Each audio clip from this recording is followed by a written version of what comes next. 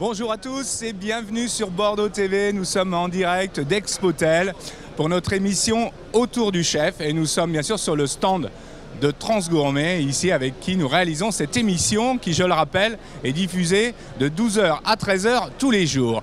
Nous allons aujourd'hui parler d'agneau parce que c'est ça aujourd'hui le sujet principal de notre plateau et nous avons le plaisir pour assister à cette recette d'être avec notre chef Kenji qui va nous parler justement de la manière dont on va cuisiner cet agneau. Bonjour Kenji.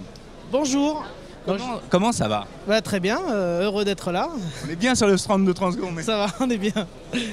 Alors vous allez nous parler d'agneau. Oui, voilà, je vais présenter, j'ai préparé un carré d'agneau de lait frotté au sel de Batz fumé avec une déclinaison autour de la courge. Donc il va y avoir un petit cannelloni avec une brunoise au jambon, un maquis avec une julienne au soja et sésame et une petite pulpe nature de courge. À quoi on reconnaît un agneau de bonne qualité? Un agneau de bonne qualité, déjà il faut avoir un bon producteur déjà, donc là c'est représenté par Achoria. Donc un agneau de lait, c'est quoi? C'est un petit agneau de 8 kg à peu près, de 45 jours maximum, élevé sous la mer, donc qui se nourrit collé. Donc voilà, déjà ça c'est gage de qualité. Et après le reste est plus ou moins fait quoi. La cuisson de l'agneau, c'est quoi la cuisson idéale? Alors là on est sur de l'agneau de lait, donc une cuisson idéale, bien sûr c'est rosé. Mais on est sur quelque chose de très tendre, c'est un petit bijou, donc en chair c'est très tendre. Donc là le travail bien sûr, doucement, petite coloration, un bon petit jus et voilà. Tout à l'heure on va aller interviewer, vous verrez sur le plateau, le producteur, l'éleveur d'agneaux, Iban. Ça va nous donner un aperçu de la manière dont sont élevées ces bêtes-là. Vous allez le cuisiner avec quoi cet agneau? Donc là c'est frotté à la fleur de sel. Donc, sel de Batz. Sel de Batz, voilà. Alors là une petite particularité, c'est une petite production. Alors c'est la fleur de sel fumée qui fait ça. Voilà, il m'a expliqué tout à l'heure un petit peu au fond de son jardin. Donc voilà. Et donc ça fait 200 kg par an, je crois. Il en fait très peu. Cédric Paranin. C'est ça. Donc voilà. Et donc c'est juste frotté, rôti. Et au thym et au laurier. Donc voilà. Thym au laurier. Ouais. Mais en légumes, on aime bien. En légumes, là on est en plein dans la courge. Donc là je travaille de la butternut. Je fais un petit cannelloni, une petite brunoise mitonnée avec du jambon et quelques oignons nouveaux. Voilà, déglacé au vinaigre et puis une petite pulpe de courge. Donc voilà, mitonnée dans un petit jus, dans un petit bouillon bien aromatisé, mixé pour faire une pulpe assez épaisse. Et un maquis, donc un nori, pour rappeler un petit peu la liaison entre le sel de mer qui est assez iodé, donc du nori et une petite julienne. Alors c'est croquant, c'est cru, râpé, donc de courge râpée, huile de sésame et soja sucré. Donc voilà. On a de la chance d'être ici sur ce stand de Transgourmet. Donc je rappelle que vous êtes à la table de Catusseau. Voilà. On en reparlera tout à l'heure quand vous viendrez nous faire déguster ce plat sur le plateau parce que c'est ça aussi la chance dans notre métier, c'est de pouvoir déguster les plats. Et sur Bordeaux TV, je peux vous dire qu'on aime ça. On va aller retrouver nos invités.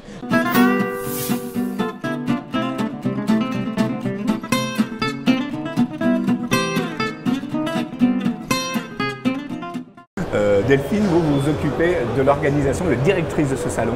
Est-ce que vous pouvez déjà nous parler un petit peu de l'historique? Absolument. Alors ce salon a été monté par les professionnels et également Congrès Exposition de Bordeaux, qui est l'organisateur.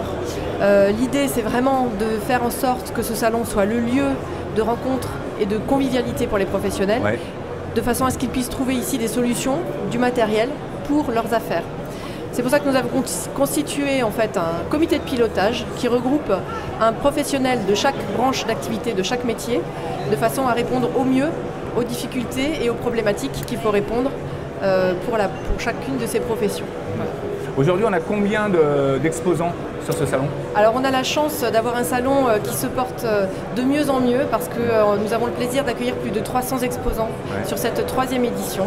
Nous sommes sur un salon qui est jeune puisqu'il est né en 2013, mais les professionnels régionaux se sont réellement emparés de cet événement pour le faire vivre. Et aujourd'hui, plus de 300 exposants, c'est une vraie réussite.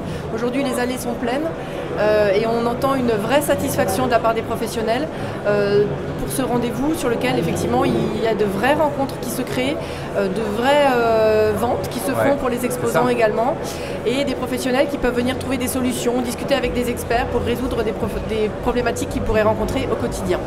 Alors Franck, vous intervenez ici dans tout ce qui est organisation culinaire, on va dire, les chefs, la gastronomie, ça vous connaît. Est-ce que vous pouvez nous parler de votre fonction ici? Alors moi je suis bien évidemment acteur depuis la première édition, puisque Congrès Exposition de Bordeaux, comme vous l'a dit sa directrice Delphine, a souhaité mettre la profession à l'honneur et s'appuyer sur la profession. Et nous, on a de suite compris l'importance pour nous que d'avoir un salon de qualité, puisque Bordeaux aujourd'hui est quand même, je crois, dans le paysage français, une belle métropole. Ouais. Donc, bien évidemment, c'était indéniable, parce que ça faisait une douzaine d'années que c'était en sommeil. Et je crois que Congrès Exposition de Bordeaux a bien répondu à l'attente des professionnels, de façon crescendo, puisque c'est la 3e édition et on s'aperçoit qu'il y a une évolution permanente. Et nos plus grands ambassadeurs, évidemment, c'est les chefs. La gastronomie, ce n'est pas que les chefs, mais on a commencé par les chefs, parce que l'ADN, c'est la représentativité, c'est le col bleu blanc rouge, c'est cette veste blanche, c'est les étoiles, c'est les toquets, c'est tout ce que vous voulez. Donc on a eu besoin d'eux au départ, ils répondent toujours présents. Et maintenant, nous avons petit à petit rentré les autres branches de métier. L'hôtellerie aujourd'hui qui est représentée. On avait les métiers de bouche qui sont là, qui font partie du même métier. Et je crois qu'aujourd'hui, pas beaucoup de métiers ne sont pas représentés aujourd'hui à Expotel. Maintenant, il va falloir les faire évoluer avec Congrès Exposition de Bordeaux. On a la chance, nous, d'avoir un porteur de projet qui écoute la profession et qui est rendez-vous. Je crois qu'aujourd'hui, on le voit par la fréquentation du salon. Oui, tout à fait. Alors, on parlait d'animation tout à l'heure. Cette année, c'est quoi les nouveautés au niveau de l'animation? Alors, l'animation, vous savez, au départ, on avait fait, la première édition, on avait fait justement un pôle démonstration. Ouais. Et donc, c'est nous, la profession, qui nous sommes trompés parce qu'on pensait qu'on voulait mettre la cuisine en avant.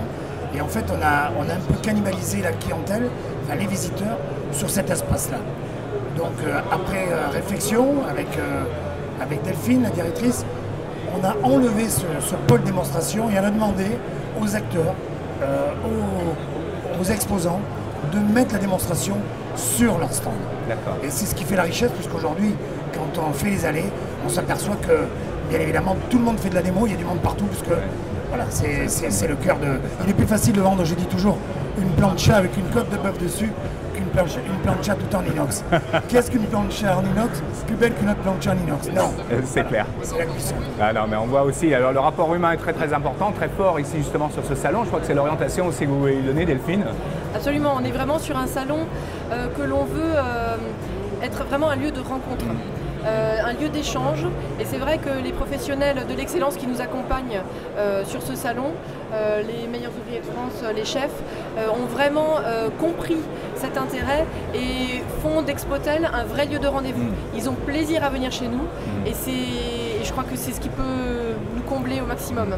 Aujourd'hui, une des nouveautés importantes aussi d'une profession que l'on souhaite vraiment faire venir également sur le salon et qui aujourd'hui est présente, c'est le secteur de l'hôtellerie, sur laquelle nous avons fait une réelle percée cette année avec un nombre d'exposants qui a vraiment explosé, avec des animations et des services apportés aux professionnels de l'hôtellerie que nous avons mis en place cette année avec du consulting, un espace tendance et donc encore une fois un lieu de rencontre, et nous avons réussi à faire venir à nous cette nouvelle profession. On a ici un grand espace de communication. Alors qu'est-ce que vous pensez de ce stand de Transgourmet? Impressionnant, impressionnant tout simplement. Vous êtes présents, on a des démonstrations, comme l'a dit Franck, des produits d'excellence, des chefs qui officient toute la journée. C'est vraiment l'emblème du salon parce que c'est un lieu de rencontre, un lieu de plaisir, de partage, et je pense que c'est le plus bel exemple que l'on peut citer sur le salon. Pour finir, Etchebest est présent évidemment, le président. C'est un animateur, on va dire maintenant connu, plus connu en France au niveau de la cuisine, même international. c'est important qu'ils parrainent, qu'ils soient toujours présents un peu. On voit, il y a l'âme de Chebest un peu dans tout ça. Alors, dès la première édition, on avait choisi, en coordination avec Congrès Exposition de Bordeaux, d'avoir un chef emblématique, puisque aujourd'hui la référence même mondiale, c'est le Syrah à Lyon, ouais. Et c'est Paul Bocuse qui a fait ce salon. Donc moi j'ai proposé à Congrès Exposition de Bordeaux de prendre Philippe Etchebest, ouais. Parce que je le connaissais un petit peu, mais de ne pas faire une tournante à chaque édition, ouais. De chef. C'est prendre un, ouais. Chef, de lui laisser s'accaparer ce salon, ce qui fait divinement bien, et qui plus est a une légitimité hors pair, parce qu'il est bordelais, il a gagné le concours amateur ici, son papa l'a gagné en tant que pro, il a gagné en tant que pro. Je crois qu'aujourd'hui il s'est accaparé le salon, c'est un vrai rassembleur. Et quand on a reçu la première édition de tous les chefs, il a dit un mot, il a dit accaparez-vous le salon. Et je crois que c'est des choses faites. Toute la profession s'est accaparée le salon. On remercie encore Congrès Exposition de Bordeaux. Et puis pour revenir sur Transgourmet, j'ai une petite anecdote parce que la première édition, ils sont venus de façon très modeste pour voir. Ils ont compris qu'il y avait de l'avenir. La deuxième édition, ils ont fait un très très beau stand l'année dernière. On n'avait pas mis de prix du meilleur stand. On aurait pu parce qu'ils auraient vraiment gagné. Ouais. Et là, cette édition, on le voit, ils ont explosé, ouais. Ils ont encore grandi. Donc c'est une richesse d'avoir une qualité d'exposants comme Transgourmet et tant d'autres qui se sont accaparés le salon. Merci à vous deux d'être venus sur le plateau. Je vais vous libérer.